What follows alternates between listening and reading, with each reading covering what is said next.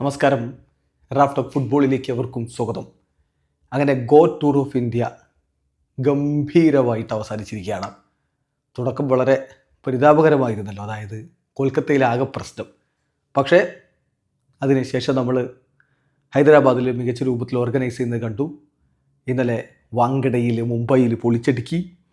ഇന്നിപ്പോൾ ഡൽഹിയിൽ കോട്ട്ലയിലും മികച്ച രൂപത്തിൽ തന്നെയാണ് പ്രോഗ്രാം നടന്നത്. സംഗതി നല്ല ഡിലേ ഉണ്ടായിരുന്നു, വൈകിയിരുന്നു. അതിൻ്റെ കാരണം ഡൽഹിയിലെ മൂടൽമഞ്ഞ് അത് മെസ്സിയെ അങ്ങോട്ടേക്ക് യാത്ര ചെയ്യിക്കുന്നത് വൈകിച്ചു. അദ്ദേഹത്തിൻ്റെ വിമാനമെത്താൻ വൈകി. ഏതായാലും ഒടുവിൽ അദ്ദേഹം അവിടെ ലാൻഡ് ചെയ്തു. പക്ഷേ PM നരേന്ദ്രമോദിയുമായിട്ടുള്ള കൂടിക്കാഴ്ച നടന്നില്ല. PM വിദേശ രാജ്യങ്ങളിലേക്ക് സന്ദർശനത്തിനായിട്ട് പോവുകയും ചെയ്തു. എന്തായാലും മെസ്സി പിന്നീട് സ്റ്റേഡിയത്തിലേക്ക് എത്തി. തിങ്ങി നിറഞ്ഞ കോട്ട്ല സ്റ്റേഡിയത്തിലേക്ക് എത്തി.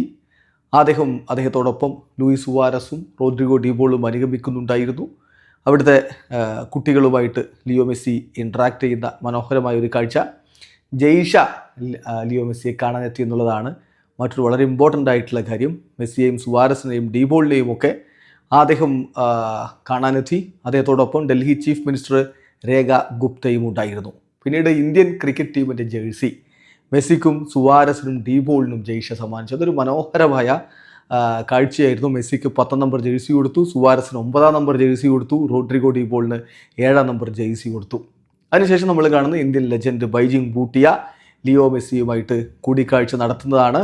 അതും സ്വാഭാവികമായിട്ടും വളരെ ഫുട്ബോൾ പ്രേമികൾ കാണാൻ ആഗ്രഹിച്ചൊരു കാഴ്ചയാണ്. കഴിഞ്ഞ ദിവസം സുനിൽ ഛേത്രി മുംബൈയിൽ വെച്ച് ലിയോ മെസ്സിയെ കണ്ടിരുന്നല്ലോ. പിന്നെ മെസ്സി കോട്ട്ല സ്റ്റേഡിയം വിട്ട് പോവുകയും ചെയ്തു. ഏതായാലും വളരെ മനോഹരമായിട്ട് ഓർഗനൈസ് ചെയ്ത ഒരു പ്രോഗ്രാമാണ് ഡൽഹിയിലും നടന്നിട്ടുള്ളത്.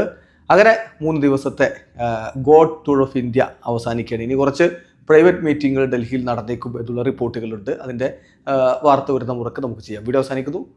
ഫുട്ബോൾ ലോകത്തെ കൂടുതൽ വിശേഷങ്ങളുമായി റാഫ് ടോക്സ് വീണ്ടും എത്താം.